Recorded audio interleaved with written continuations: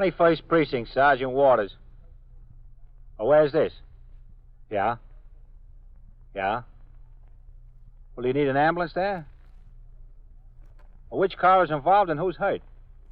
You are in the muster room at the Which way is 21st he going, Precinct, up the or nerve down? center. A call is coming through. You will follow the action taken pursuant to that call from this minute until the final report is written in the 124 room at the 21st Precinct. All right, there's an ambulance on the way. I heard the radio call. That's right. It's all taken care of. Okay, I'll make the notifications. 21st Precinct. It's just lines on a map of the city of New York. Most of the 173,000 people wedged into the 9/10 of a square mile between Fifth Avenue and the East River wouldn't know if you asked them that they lived or worked in the 21st. Whether they know it or not, the security of their homes, their persons, and their property is the job of the men of the 21st Precinct. The 21st, 160 patrolmen, 11 sergeants, and 4 lieutenants, of whom I'm the boss. My name is Kennelly, Frank Kennelly. I'm captain in command of the 21st. I was working my night tour. When I came into the station house at 3:25 p.m., I signed the blotter and went directly into my office where I changed to uniform. Then I sat down at my desk to sift through the volume of reports and communications that had accumulated since I was last on duty nearly 24 hours earlier. At 2 minutes before 4, I walked out into the muster room where I went behind the desk and turned out the platoon for the 4 to 12 tour.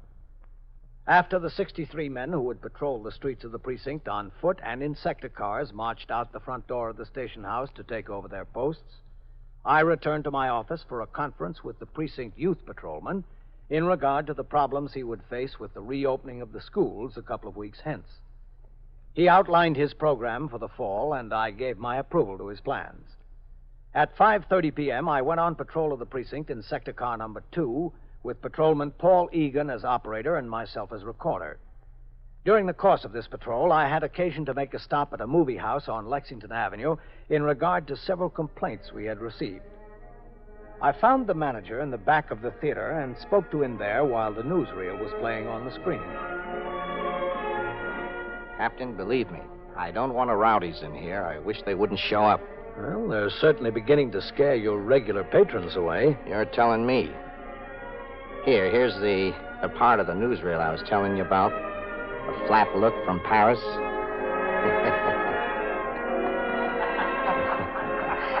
How do you like those new styles? That's a scream, isn't it? Yeah. Pencil figure, they call it. It's a shame there isn't more people here to enjoy it. Well, there'll be even more of them stay away, Mr. Sokin, if you can't keep the disturbances down in here. Well, what can I do? They seem like nice, clean kids when they buy their tickets at the box office. They get in here, they start making a lot of noise and disturbing the patrons. There's usually 5 or 6 of them in a lump. I got myself and one usher. I try to calm them down, but there's some odds we're against. Well, just call the station house, Mr. Sokin. We'll get them quiet or out or both. Well, that's something I'd like to avoid, Captain. You know, cops coming in here. That don't look good. A situation like that. Doesn't look very good now, does it? You got a big point, Captain. Big point. I'll take your advice. Is that cop looking for you? Oh, yes. Egan, here. Well, Captain, the call just came over. Alarm of a fire at 83rd Street and 1st Avenue. All right, Egan. Keep in touch with us if you need us, Mr. Sokin. I will, Captain, I will. You can depend on it. I hope so. Well, I'll see you, Captain. See you. Okay, what's burning there, Egan? Do you know? The call didn't say, Captain. Okay. Go ahead. Thank you. Oh, was the call put out? Ambulance responding? No, sir. All right, we'll take a look. Yes, sir. Oh, get in, Captain. I'll go around. Right.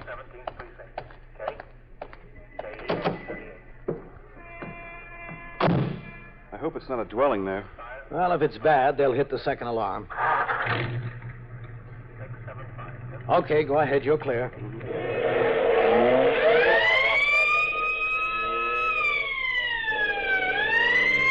Cut over and go up first. There'll be less traffic. Yes, sir. This looks clear. Okay, take it. Watch it. Watch that car. Get out of the way. Hold on, Captain.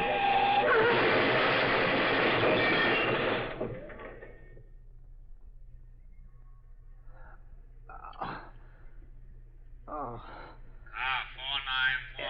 Call your office. K. Egan. AEA 38. Egan. Officer, are you all right in there? Officer? 5. Call your office. Egan. Officer, Look, 675. can you open that door, lady? This one's I'm jammed. trying to. I'll push from the inside, and we'll try together. All right. All right. Together. It won't work. There it goes. Are you all right? Egan. Oh, my goodness. Hey, is anybody hurt? You all right? All right, you folks better stay back. Oh, that poor man. All right, just stand back a little. You weren't driving that car, were you? No, he's in there. He's still sitting in there. How is he? I don't know. All right, stand back, folks. Is he going to be all right, do you think? Just give us a little room here, huh? Heard what he said. Come on there. Give him a little room. Car 681 to Central. K. He'll be lucky if Proceed, it works. car 681. K. Car 681 at 78th Street and Lexington Avenue. We were struck by another car while responding to the alarm of a fire. K. Anyone injured, car 681. K.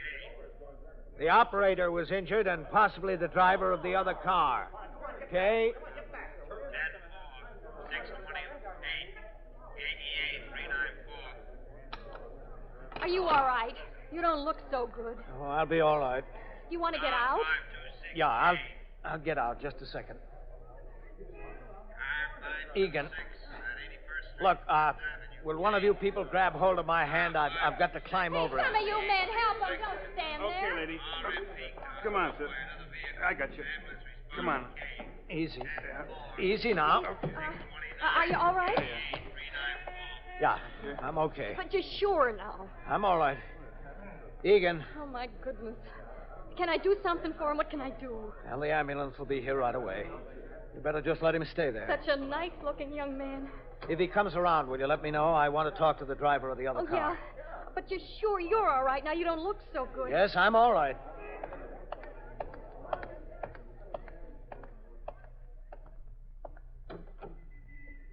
You hurt? No, I don't think so. I'm just a little bit shaken up, that's all. I think. What's your name? Creedy, Joseph L. Creedy, Where do you live?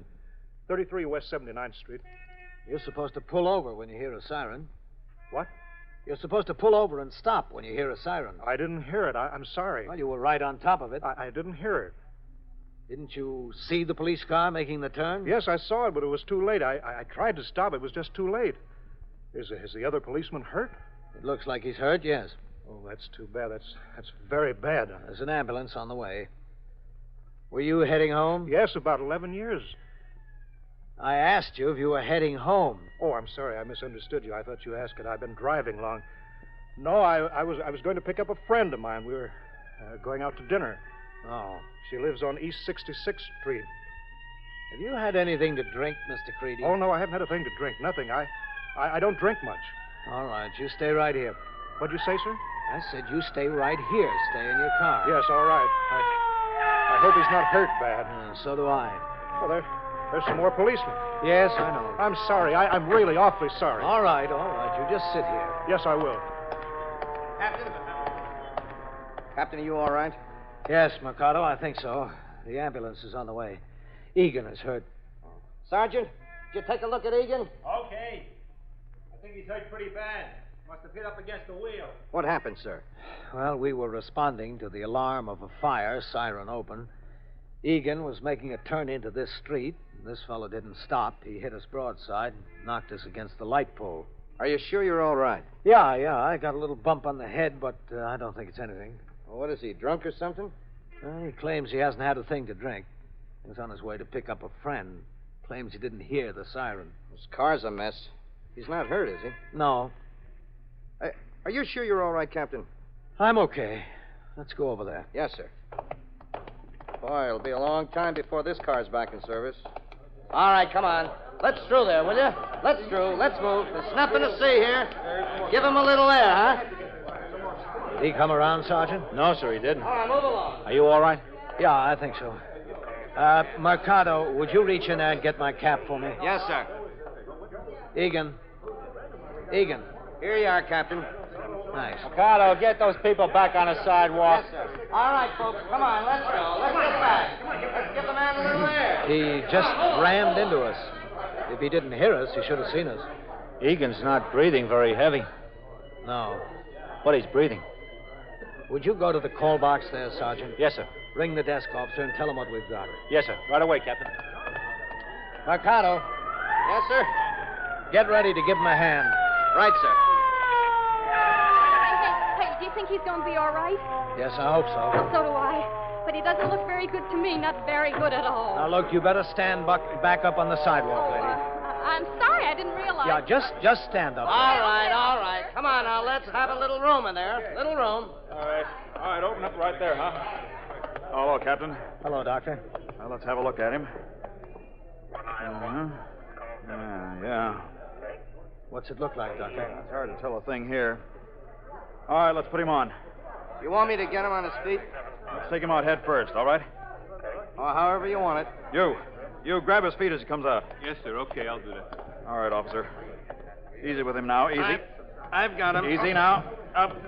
All right, get his feet. Don't let him fall. Okay, Doc. Okay, I got him. All right, put him on. Put him on now. That's it. Easy. All right, now. Up into the ambulance, huh? Come on. I got this end. Okay. Grab that end down there, will you? That's it. Easy with him. Doctor, I want you to take a look at the driver of the other car. There? Yeah, he says he's all right. I'll look at him. Come on, easy there. Take Thanks, Doctor. I rang it, Captain. Good, Sergeant. Excuse me, Captain. Yes? You want the other driver to go to the hospital? Well, if you think he should. All right, I'll have a look at him.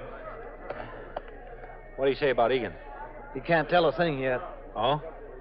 Did you tell the desk officer what we've got? Yes, sir. And he told me something, too. What? The fire you were responding to, Captain, Yeah? it was a false alarm. You are listening to 21st Precinct, a factual account of the way police work in the world's largest city. You have a horrible feeling that something is wrong when the radio goes dead. You turn on the television set. Nothing there either. You walk out on the street to look for your newspaper, but it isn't on your porch, your front lawn. No place. And then you notice the silence all around you. No voices, not a one. The theater lights are off. The public auditorium is boarded up. You're frightened. You don't know what's wrong. I'll tell you what's wrong. You've just found out what it would be like to live under a system of government that controls the freedom of speech. There are such systems in the world today. But a group of men took care that it wouldn't happen to you. They did their work 165 years ago, when they wrote the Constitution and the Bill of Rights. In the first article of those 10 original amendments, they said, Congress shall make no law abridging the freedom of speech or of the press. Those men like Franklin and Jefferson, made it official, made it a law. Every time we have our say in public or in private, we're exercising that law, and exercise is good. If someone else doesn't like what we say, he's entitled to his own opinion, and he's entitled to voice it just as loudly and clearly as he wants. That's guaranteed by our Constitution, by our Bill of Rights. Freedom of speech. It's one of our freedoms. Now back to 21st Precinct and Captain Kennelly. In any calendar year, there are more than 78,000 fire alarms in the city of New York. The essential factors in fighting a fire are promptness of discovery and the speed with which firemen arrive on the scene. To each of these alarms, no less than 4 pieces of fire department apparatus and 2 police cars respond with the required speed. But speed has its hazards. As many or more firemen and police officers are killed and injured while responding to alarms as in the course of the fires themselves. An accident while responding to a fire is bad enough. While making a run to a false alarm, it's more than tragic. And during the last year, there were 13,981 false alarms in the city of New York. After a determination was made by the ambulance surgeon that the driver of the car which collided with our automobile was not injured, the ambulance left for Bellevue with Patrolman Paul Egan. I remained on the scene until detectives arrived from the 21st Squad and the Manhattan East Homicide Squad, which sends specialists to make technical investigations in all serious motor vehicular accidents. Sector car number 4 came by for me and took me back to the station house. There, Lieutenant Gorman, the desk officer, reported that he had been in touch with Bellevue Hospital in regard to the condition of Patrolman Egan. The officer had not yet regained consciousness and at 6:20 p.m. was still in the X-ray room. I went out for a meal, and when I returned at 10 minutes after 7, I went directly upstairs to the 21st Detective Squad where Joseph L. Creedy, the driver of the other car, had been brought for questioning by Lieutenant Matt King, the squad commander. Is Lieutenant King in his office? Yes, sir. He's in there, Captain. 21st Squad. He's out on investigation. Call back in about an hour. Captain Kennelly. Come in, Captain. Hello, Matt. Captain. Mercado? Captain? Captain, you know Mr. Creedy. Oh, yes. How's the policeman, Captain? Did you hear anything? Well, he's still unconscious. Oh, you don't know how bad I feel about this. We all feel bad, Mr. Creedy. Yes. What's your occupation, Mr. Creedy? What'd you say? What do you do for a living? Oh, I'm a salesman. What do you sell? Light metal extrusions. What's that? Well, it's parts used by manufacturers in making almost anything, usually aluminum or aluminum alloy. Instead of molding the metal, an extrusion is made by pushing a heated bar through a die. Comes out whatever shape is desired. You know, it's something like your wife does when she makes cookies. Same principle. Is it a New York firm you work for? Oh, no, it's Chicago. I represent them in the Middle Atlantic states. That's my territory. You travel a lot? Sir? I asked you if you traveled a lot. Oh, yes, all through my territory. I'm in the New York metropolitan area 1 week, out in my territory the next. Ever had an accident before? No, nothing serious. I banged up a fender once or twice getting in and out of tight parking spaces, but nothing where anyone was hurt. I drive about 40,000 miles a year, too. I travel in my car. Ever been arrested for a traffic offense, Mr. Creedy? Not in New York. Where have you been arrested? I was given a ticket in Connecticut in Ridgefield once for passing a stopped school bus. I thought it had started up again. When was that, recently? $25. I asked when it was, Mr. Creedy. Oh, I'm sorry. I thought you asked how much I was fined. It was 3 years ago, about. And that's the only time you were arrested on a traffic offense? I wasn't even arrested then. He just gave me a ticket to the state trooper. You ever arrested on any other occasion for any other offense? No, Never. never in my life. Not even for another traffic offense? No, that was the only time. Did you see the police car before you hit it, Mr. Creedy? Yes, I saw it. It was too late to stop. I tried to, but it was too late. Captain, you were proceeding on Lexington Avenue with the siren wide open, is that right? Yes, it had been open for about 2 blocks. Didn't you hear the siren, Mr. Creedy? Is that why you failed to pull over and give them the right of way? I didn't hear the siren. You're aware that it's the law that you must pull to the right, stop, and give an emergency vehicle the right of way. Absolutely. Why didn't you do it this time? I didn't hear the siren. Mr. Creedy, a siren is designed to be heard by everyone. I didn't hear it. It's no excuse, you know. I'm not looking for any excuse, Lieutenant. Mr. Creedy, are you hard of hearing? No. You are, aren't you? What gives you that idea? I don't see how anyone could not hear the siren that close to it. Have you ever had any trouble with your ears, Mr. Creedy? You've missed a lot of questions that have been asked you. Yeah, I have some trouble. Sometime. How were you able to get an operator's license? Well, I had the license before I had any trouble. I just kept on getting renewals. Aren't you aware of the fact that the renewal application inquires if you have any trouble hearing, any new physical disability? Yes, I'm aware of it. You failed to tell the truth when you filed your renewal application, is that right? I hear all right. Most of the time, it's just on occasion that I have any trouble or I miss something. It was a pretty big occasion when you missed hearing that siren, wasn't it, Mr. Creedy? Yes, I suppose it was. You don't have to suppose, Mr. Creedy. Were you talking to me, sir? No, Mr. Creedy. I'm going down to the hospital, man. I'll walk out with you, Captain. Okay, man. I hope he comes out of it all right. If I were you, Mr. Creedy, I'd not only hope, I'd pray that he does. Well, are you almost finished with him, man? Yeah. I'm going to have Mercado book him right away. The man really bought himself some trouble, didn't he? Well, I don't feel sorry for him. He's physically incapable of driving a car. He shouldn't be driving one without wearing a hearing aid. Yes, sir, you're right. How do you feel? Oh, all right. You were lucky to come out of it okay. Little bump on the head, that's all. Did it bother you? Oh, I had a headache when I got back to the station house. I took a couple of aspirin. Maybe you ought to have it looked at, Captain. No, it's okay. Yes. You going down to the hospital? Yeah, right now. I want to be back by 10. The borough chief said he might visit the precinct tonight. If there's any change in Egan's condition, will you call me direct, Captain? Yeah, Matt. I sure will. I went downstairs to the muster room where Lieutenant Gorman, the desk officer, told me that the 34th precinct, in which Patrolman Egan resided, had been unable to reach his wife to notify her of the accident. A babysitter told the notifying officer that she had gone to the home of a friend in the Bronx and was not expected home until shortly before midnight. The babysitter gave the notifying patrolman the address of the friend, and the 44th precinct was asked to make the notification. Sector car number 3 came by the house to drive me to Bellevue. Ordinarily, when a police officer is injured on the job, the commanding officer is required to make a complete investigation of the facts involved to determine if the injury was in the line of duty. In this case, I was aware of the facts of my own knowledge, and I entered them into the blotter. At the hospital, it was my intention to see the injured member of my command to make sure he got proper care and to wait for his wife.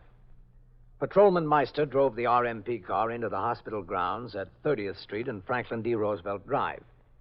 He parked the car adjacent to K Building, and I instructed him to wait. I walked into the emergency ward in I Building and through the corridor where I saw Sergeant Waters waiting. Sergeant? Oh, hello, Captain. How's Egan? Did you hear? Yes, sir. The district surgeon is here. He told me he saw the x-ray pictures. He's got 3 broken ribs from where he hit the steering wheel. Oh, what about his head? It's a bad cut. No fracture. Possible concussion. That's why he hasn't come around yet, the way I understand it. Well, what are you doing down here? Well, I was over at the division, officer. I thought I'd check on Egan as long as I was nearby. Good. Well, get rolling as soon as you can. Yes, sir. How do you feel? All right. A little headache before, but I took a couple of aspirin. Feeling all right now? Yeah, I'm all right. Why? I was just wondering. The district surgeon wanted to see you when you got here. He asked me to tell you. Oh, I want to see him, too. Where is he? Down there in the office, you know. Yeah. Oh, Sergeant, would you go out to the car and tell Meister to come in and wait around for Mrs. Egan? I don't want to miss her. Yes, sir, I'll tell him. It's that little office there, isn't it? Yes, sir. All right. Right past the light there. All right.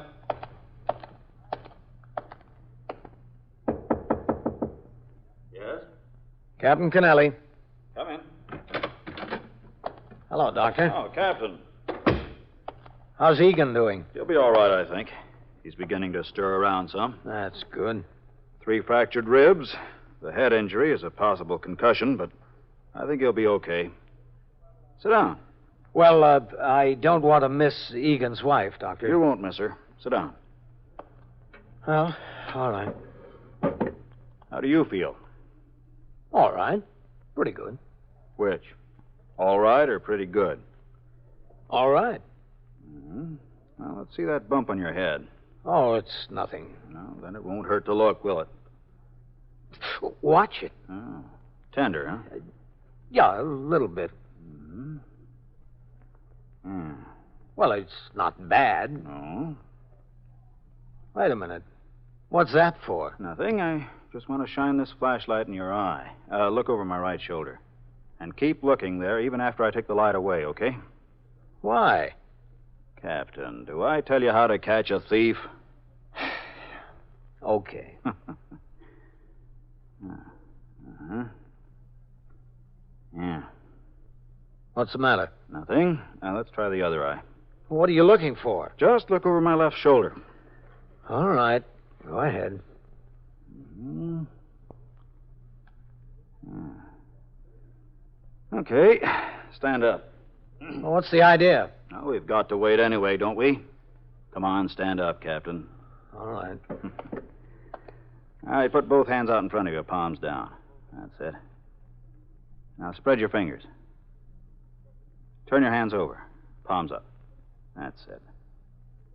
All right, now back. What are you looking for? You can't find anything until you look, can you? No. All right. Put your feet together. Toes together, too. All right, now your hands down at your sides. Close your eyes. That's it. Now hold it there for a second. Hold it there. All right, you can look now. It's just a little bump on the head. Yeah. Sit down, Frank. Look, I'm all right. I know. Cross your left leg over your right. That's it. What are you doing? Testing my reflexes? Something like that. You see, I've still got a lot of bounce. But you don't know whether it's good or bad, do you? Cross your legs the other way. That's it. I'm okay. There's nothing wrong with me. Okay, now open your mouth and very deeply breathe in and out until I tell you to stop. Now, look, Doctor. Go ahead.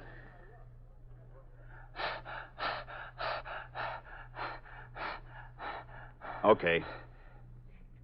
Feel a little dizzy? No, not at all. You should. Excuse me. Hello? Yes? Yes, I see. Yeah, all right. I'll be right back there. Yeah, in a minute. Well, Egan has regained consciousness. Oh, good. Come on. Then you think he'd be all right? Oh, sure. Your headache's gone away? Yeah, I took a couple of aspirin. Mm-hmm. That way, Captain. Captain, Yes, Sergeant. I've got Eisner waiting down at the main desk for Mrs. Egan. Good. He regained consciousness. Oh, is he going to be all right, Doctor? I think he'll be fine. This way. Yes, you can't be too careful with these cases, can you? That's the point, Captain. We've got to be. Oh, did they say he was talking? Oh, yeah. A blue streak. And he's hungry. Well, that's a good sign. Usually. This will be good news for his wife. It sure will, Sergeant. How many children does he have, Sergeant? Do you know? 2, I think. Yeah, that's right. Where'd his wife have to come from? Well, they live in Washington Heights. But she was visiting in the Bronx. She was notified there at a friend's house.